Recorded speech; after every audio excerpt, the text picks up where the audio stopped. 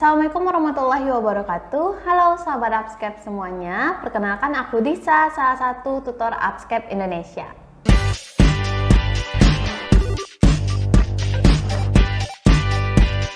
Baiklah sahabat Upscape, pada video kali ini kita akan bahas materi terkait dengan MTBS. MTBS atau Manajemen Terpadu Balita Sakit. Nah, sebelum kita mengklasifikasikan, biasanya ini soal UKOM ini terkait dengan klasifikasi MTBS ya sahabat Upscape. Kita perlu tahu dulu pengkajian MTBS itu seperti apa sih. Nah, ini merupakan MTBS 2022 atau MTBS terbaru sahabat Upscape. Kita lihat dulu di bagian lampiran. Nah, di sini itu ada formulir pencatatan balita sakit umur 2 bulan sampai 5 tahun atau ini formulir pengkajian MTBS. Nah, apa aja sih yang perlu kita kaji? Nah, yang pertama itu adalah data-data si anak atau data si bayi gitu ya. Yang pertama itu tanggal kunjungan, kemudian alamat, nama anak, nama ibu, kemudian usianya, kemudian berat badan, tinggi badan. Nah, ini merupakan data yang perlu kita isi. Kemudian kita masuk pada pemeriksaannya. Nah, yang pertama sekali itu kita periksa dulu tanda bahaya umum dengan segitiga asesmen gawat anak atau SAGA. Itu kita lihat dari penampilannya, kemudian usaha nafas dan circulation atau sirkulasi. Nah, apa-apa aja yang perlu kita kaji? Nah, ini sudah dilampirkan di MTBS. Apa yang perlu kita tanyakan itu apakah tidak bisa minum atau menyusu, apakah memuntahkan semua makanan dan minuman, apakah pernah kejang selama sakit, dan sebagainya. Nah, hasil ini itu kita dapat tarik klasifikasi dan kita bisa catatkan tindakan berdasarkan klasifikasi dari yang sudah kita lakukan sebelumnya. Nah, kemudian kita masuk pada pengkajian terkait batuk atau susah bernafas si anak, kemudian pengkajian diare, kemudian demam, dan sebagainya, sampai pada melakukan penilaian terhadap pemberian makan. Oke, itu sedikit terkait dengan pengkajian dari MTBS. Nah, teman-teman silakan dilihat di lampiran MTBS 2022. Nanti kita akan berikan link untuk mendownload MTBS 2022 di bagian deskripsi video ini ya. Nah, kita masuk pada pengklasifikasian MTBS. Nah, yang pertama tadi kita kaji terkait tanda bahaya umum. Nah, di tanda bahaya umum ini ada 3 klasifikasi nih sahabat Upscape. Ada gagal jantung paru, penyakit sangat berat, dan stabil. Di MTBS teman-teman itu mesti tahu tanda gejala yang terjadi pada si bayi, kemudian klasifikasinya apa, kemudian kita juga perlu tahu tindakan atau pengobatan yang kita sarankan apa. Nah, biasanya nggak jauh-jauh dari 3 item ini yang menjadi pertanyaan di ujian kompetensi nanti. Nah, yang pertama itu untuk tanda bahaya umum tadi. Untuk gagal jantung paru itu tanda gejalanya itu terdapat 1 atau lebih tanda gejala pada setiap komponen penampilan dan usaha napas dan sirkulasi atau pengkajian SAGA tadi teman-teman. Ini masuk yang mana? Nah, di bagian kiri MTBS ini udah dijabarkan itu untuk penilaian penampilannya apa aja, usaha nafasnya apa aja, dan sirkulasinya apa aja. Teman-teman bisa lihat. Kemudian untuk tindakannya itu melakukan bantuan hidup dasar dan rujuk segera. Nah, lanjut pada klasifikasi kedua, penyakit sangat berat itu tanda gejala yang kita temukan terdapat 1 atau lebih tanda berikut: tidak bisa minum atau menyusu, memuntahkan semua makanan dan minuman, pernah kejang selama sakit. Ini ditemukan 1 atau lebih gejala atau tanda pada komponen penampilan atau usaha nafas atau sirkulasi. Nah, kita balik lagi ke bagian yang perlu kita nilai terkait pengkajian SAGA tadi. Kemudian untuk tindakannya itu kita jika kejang beri diazepam, jika ada stridor pastikan tidak ada sumbatan jalan nafas, berikan oksigen 3-5 liter per menit melalui nasal prong dengan perangkat oksigen standar, kemudian cegah agar gula darah tidak turun, jaga tubuh anak tetap hangat, dan rujuk segera. Nah, untuk klasifikasi ketiga, stabil, itu tidak terdapat satupun tanda gejala bahaya umum yang sebelumnya kita bahas. Nah, untuk tindakannya itu tidak perlu melakukan tindakan apapun. Oke, udah selesai kita kaji terkait dengan tanda bahaya umum. Kita langsung coba lihat di bagian klasifikasi yang sering muncul untuk soal-soal MTBS ini. Yang pertama ada campak. Nah, di campak ini ada 3 klasifikasi, sahabat Abskep. Ada campak dengan komplikasi berat, campak dengan komplikasi pada mata dan atau mulut, dan campak. Nah, dari ketiga klasifikasi ini, teman-teman bisa baca gejala dan tindakan-tindakan yang kita lakukan per masing-masing klasifikasi. Nah, sedikit keyword nih dari Disa untuk membedakan gejalanya. Kita bisa lihat nih, sahabat Abskep, kalau di bagian campak dengan komplikasi berat itu adanya kekeruhan pada kornea mata dan luka pada mulut yang dalam dan luas. Nah, beda sedikit dengan campak dengan komplikasi pada mata dan atau mulut, di mana pada klasifikasi kedua ini luka pada mulutnya itu tidak ada disebutkan pada kasus bahwasanya lukanya itu sudah dalam atau luas. Nah, jadi itu masuk pada campak komplikasi pada mata dan atau mulut, dan gejala lainnya itu ada nanah pada mata. Nah, untuk klasifikasi ketiga itu ada campak, di mana campak terjadi sekarang atau 3 bulan terakhir. Nah, untuk per masing-masing tindakannya mungkin teman-teman bisa baca di slide ini, atau teman-teman juga bisa langsung rujuk ke MTBS 2022-nya. Di situ lebih lengkap tanda gejalanya apa, pengkajiannya seperti apa, tindakannya apa aja. Oke, kita masuk pada demam berdarah dengue. Untuk 2022 itu pengklasifikasi yang pertama ada dengue berat atau severe dengue, dengue dengan warning sign, dengue tanpa warning sign, dan demam mungkin bukan dengue. Nah, untuk tanda gejalanya apa aja? Nah, kalau dengue berat itu terdapat tanda bahaya umum atau perembesan plasma hebat yang dapat menyebabkan shock, kemudian sesak nafas atau nafas cepat, muntah darah atau coklat seperti kopi, kemudian BAB berdarah atau berwarna hitam, atau adanya gangguan fungsi organ. Nah, kalau untuk dengue dengan warning sign itu terdapat 1 atau lebih gejala berikut. Ada nyeri perut, kemudian muntah terus-menerus, klinis akumulasi cairan, perdarahan mukosa, letargi, gelisah, pembesaran hepar, dan pada pemeriksaan laboratorium itu terdapat peningkatan hematokrit dengan penurunan trombosit yang cepat. Selanjutnya itu ada klasifikasi dengue tanpa warning sign, di mana tanda gejalanya itu terdapat 1 atau lebih. Tanda gejala berikut ada nyeri, kemudian pegal-pegal, kemudian ruam, kemudian hasil uji turniketnya positif, atau adanya leukopeni dan hasil laboratorium dikonfirmasi infeksi dengue. Dan yang terakhir itu klasifikasi demam mungkin bukan dengue, di mana demam terjadi 2-7 hari tanpa satupun tanda gejala yang telah disebutkan. Oke, itu untuk dengue, dan tindakannya silakan teman-teman cek aja di bagian tabel ini per masing-masing klasifikasinya. Kita lanjut ke pembahasan selanjutnya, itu demam. Nah, pada demam endemis malaria tinggi itu klasifikasinya ada 3. Ada penyakit berat dengan demam, malaria, dan demam mungkin bukan malaria.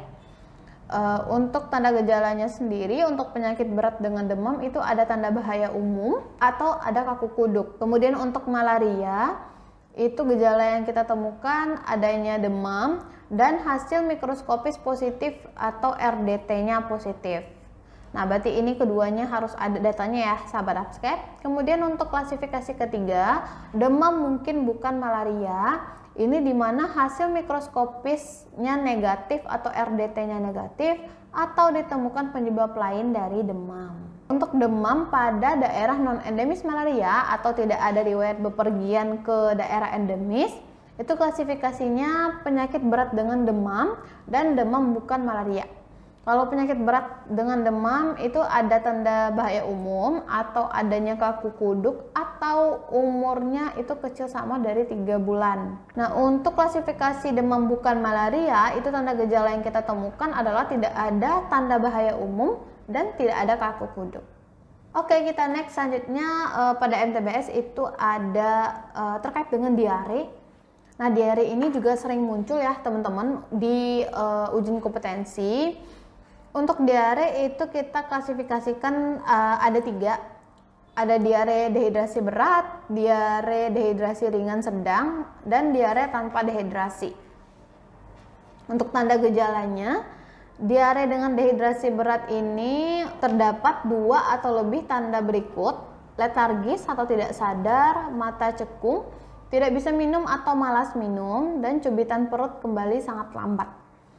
Nah, untuk diare dehidrasi ringan sedang itu terdapat 2 atau lebih tanda berikut: anaknya rewel atau mudah marah, mata cekung, haus, minum dengan lahap, cubitan perut kembali lambat. Dan untuk diare tanpa dehidrasi itu tidak cukup tanda-tanda diklasifikasikan sebagai diare dehidrasi berat, ringan maupun sedang. Untuk tindakannya silakan dibaca ya sahabat Upscape. Nah, pada tindakan mungkin teman-teman agak sedikit bingung terkait terapi A, B, dan C. Nah, ini teman-teman bisa lihat di bagian MTBS 2022 itu sudah dijabarkan terapi A itu yang bagaimana, B yang bagaimana, dan C yang bagaimana. Nah, untuk diare, sahabat Upscape semuanya, itu jika diarenya terjadi lebih dari 14 hari, maka ada 2 klasifikasi lain, itu ada diare persisten berat dan diare persisten. Diare persisten berat itu diare persisten yang disertai dengan dehidrasi. Kemudian diare persisten itu diare yang terjadi lebih dari 14 hari tanpa adanya dehidrasi. Oke. Kemudian jika terdapat darah dalam tinja, maka itu klasifikasinya adalah disentri. Oke, kita lanjut pada masalah pada telinga. Itu ada 4 klasifikasi. Yang pertama ada mastoiditis. Tanda gejalanya ada pembengkakan yang nyeri di belakang telinga. Kemudian infeksi telinga akut. Nah, ini terjadi nyeri telinga, rasa penuh di telinga, tampak adanya cairan atau nanah dari telinga selama kecil dari 14 hari. Nah, itu kita garis bawahi ya, kecil dari 14 hari. Kemudian infeksi telinga kronis. Nah, itu juga adanya tanda gejala tampak cairan atau nanah keluar dari telinga dan terjadi lebih dari 14 hari. Kemudian untuk klasifikasi tidak ada infeksi telinga berarti itu nggak ada nyeri telinga dan nggak ada cairan yang keluar dari telinga. Kita lanjut ke pengklasifikasian pneumonia. Nah, ini juga best sellernya materi MTBS nih teman-teman. Klasifikasinya ada 3, ada pneumonia berat, ada pneumonia, dan batuk bukan pneumonia. Kalau pneumonia berat itu tanda gejala yang kita temukan adalah adanya tarikan dinding dada ke dalam atau saturasi O2-nya itu kecil dari 92%. Nah, ini agak sedikit berbeda teman-teman di MTBS 2015 di mana dikatakan pneumonia berat ini jika saturasi O2-nya itu kecil dari 90%. Nah, kemudian kita masuk pada klasifikasi kedua yaitu pneumonia. Tanda gejalanya itu adalah adanya nafas cepat. Nah, dikatakan nafas cepat itu kita bisa bedakan dari usia anak. Ketika usia anaknya itu 2 bulan sampai 12 bulan, yang dikatakan dengan nafas cepat adalah ketika frekuensi pernafasannya itu besar sama 50 kali per menit. Kemudian pada anak usia 1 sampai 5 tahun itu dikatakan nafas cepat jika frekuensi nafasnya itu lebih dari 40 kali per menit. Nah, untuk klasifikasi ketiga itu batuk bukan pneumonia jika tidak kita temukan tanda gejala tarikan dinding dada ke dalam dan tidak ada tanda gejala nafas cepat. Oke, selanjutnya kita masuk pada pemeriksaan status gizi. Ini di MTBS 2022. Pengklasifikasian status gizi itu ada gizi buruk dengan komplikasi, gizi buruk tanpa komplikasi, gizi kurang, dan ada gizi baik. Kemudian juga diklasifikasikan terkait dengan obesitas, gizi berlebih, dan beresiko gizi lebih. Yang menjadi kata kuncinya itu adalah dari data Z-score dari pemeriksaan berat badan per panjang badan anak. Nah, itu kita bisa lihat pada gizi buruk dengan komplikasi itu ketika Z-score atau berat badan per tinggi badannya itu kecil dari -3 simpangan baku atau lilanya itu kecil dari 11,5 cm. Kemudian juga terdapat salah satu atau lebih tanda-tanda komplikasi medis seperti anoreksia, dehidrasi berat, kemudian letargi atau penurunan kesadaran, demam tinggi, nah atau berat badannya itu kecil dari 4 kg. Itu tadi untuk anak umur 6-59 bulan. Kemudian untuk anak kecil dari 6 bulan itu dikatakan gizi buruk dengan komplikasi jika Z-score-nya berat badan per panjang badan itu kecil dari -3 simpangan baku, ada edem, terlalu lemah untuk menyusu, berat badannya tidak naik atau turun, terdapat tanda-tanda komplikasi medis. Nah, untuk gizi buruk tanpa komplikasi itu tanda gejalanya adalah adanya satu atau lebih edem minimal pada kedua punggung kaki atau tangan, kemudian Z-score berat badan per panjang badan atau berat badan per tinggi badannya itu kecil dari -3 simpangan baku, kemudian lilanya kecil dari 11,5 pada usia 6-59 bulan tanpa ditemukan tanda-tanda dari komplikasi medis.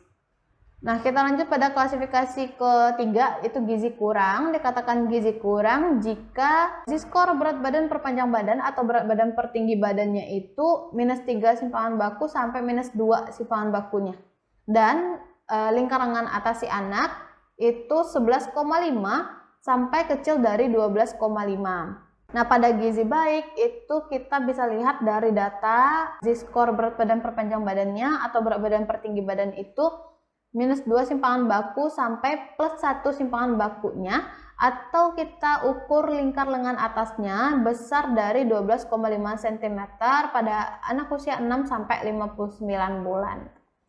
Nah, sedangkan untuk obesitas kita bisa lihat juga dari pemeriksaan Z-score berat badan per panjang badan atau berat badan per tinggi badannya itu lebih dari 3 simpangan bakunya, itu dikatakan obesitas. 2-3 itu gizi lebih, dan +1 sampai +2 simpangan baku itu dikatakan beresiko gizi lebih. Untuk tindakan teman-teman bisa cek di slide ini atau bisa juga dibaca-baca lagi terkait MTBS 2022-nya yang akan kita lampirkan. Selanjutnya itu masuk pada pemeriksaan status pertumbuhan. Nah, ini merupakan perbedaan juga dari MTBS 2022 dan 2015. Di 2015 pemeriksaan status pertumbuhan ini nggak ada. Di 2022 itu sudah ada. Jadi ada pengklasifikasian sangat pendek, kemudian pendek, normal, tinggi, kemudian juga pemeriksaan lingkar kepala untuk menentukan apakah si anak itu makrosefal, normal, atau mikrosefal. Oke, itu sedikit review terkait manajemen terpadu balita sakit. Kita langsung masuk pada contoh soal ya, sahabat Upscape. Di sini ditanyakan adalah apakah tindakan yang dilakukan pada anak tersebut. Seorang anak 2 tahun datang ke puskesmas dengan keluhan batuk. Pada pemeriksaan awal, perawat tidak menemukan tanda bahaya. Hasil pemeriksaan, tanda-tanda vital, frekuensi napasnya 45 kali per menit, suhu tubuh 37,6, frekuensi nadinya 120 kali per menit. Nah, kita lihat di sini dari data-data yang kita punya, kita harus tarik dulu kesimpulan bahwa apa sih klasifikasi dari permasalahan yang dialami si anak. Nah, dari data tidak ditemukan tanda bahaya. Nah, kemudian pada pemeriksaan tanda-tanda vital, terdapat frekuensi napas 45 kali per menit. Suhu tubuh 37,6, sedikit tinggi, dan frekuensi nadinya itu 120 kali per menit. Nah, untuk anak usia 2 tahun tadi sudah kita review bahwasanya frekuensi napas lebih dari 40 kali per menit itu dikatakan nafas cepat, teman-teman. Nah, sehingga kita bisa tarik kesimpulan bahwa klasifikasinya berdasarkan MTBS itu anak mengalami pneumonia. Untuk anak dengan pneumonia, maka tindakan yang tepat kita berikan itu adalah opsi B, pemberian amoksisilin 2 kali sehari selama 3 hari. Nah, pada pembahasan ini dilampirkan gejala dan tindakan apa aja yang kita berikan pada anak dengan pneumonia. Oke, itu pembahasan untuk soal pertama kita. Seperti biasa, kita masuk pada soal kedua yang bisa minta teman-teman semuanya silakan dijawab soal kedua ini di kolom komentar kita ya. Kita bacain dulu soalnya.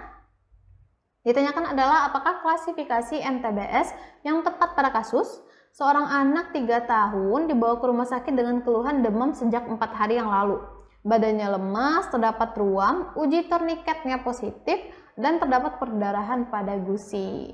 Oke, silakan dijawab. Apakah dengue berat, dengue dengan warning sign, dengue tanpa warning sign, demam mungkin bukan dengue, atau penyakit berat dengan demam?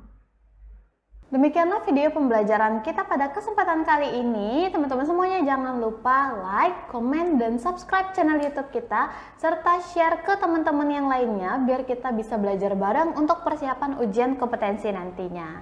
Disa pamit dulu. Assalamualaikum. Dadah.